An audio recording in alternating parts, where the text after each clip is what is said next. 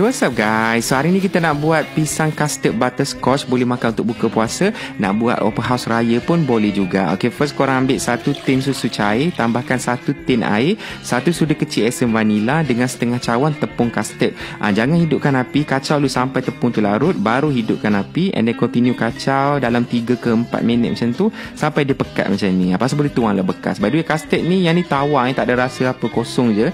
Sebab kita nak rasa tu datang daripada pisang. Ok, next kita ambil 1 sudu butter, setengah cawan brown sugar. Korang guna api yang perlahan, kacau sampai dia turn brown macam ni, and then baru kita masukkan setengah cawan whipping cream. Okay, kacau lagi, and then masukkan 1/3 sudu kecil garam, and then padamkan api.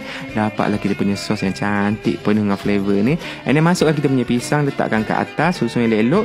Korang hidupkan balik api sebab kita nak masak pisang tu sekejap je bagi dia lembut. Siaplah kita punya pisang yang dah caramelize ni. Telah naik liu kejap. Okey, lepas tu kita tuang ke atas custard yang kita dah letak kat tepi tadi tu. And then korang ambil sudu, ratakan bagi cantik, and then kita sejukkan dalam peti sejuk. Boleh buat dalam 3-4 jam, tak kisahlah, depend korang nak sejuk setakat mana.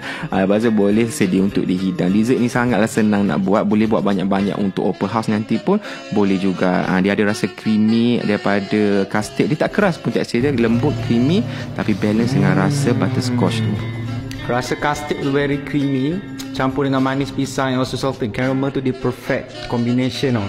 Korang kena makan sejuk-sejuk buat dessert lepas berbuka. Okay? Selamat mencuba.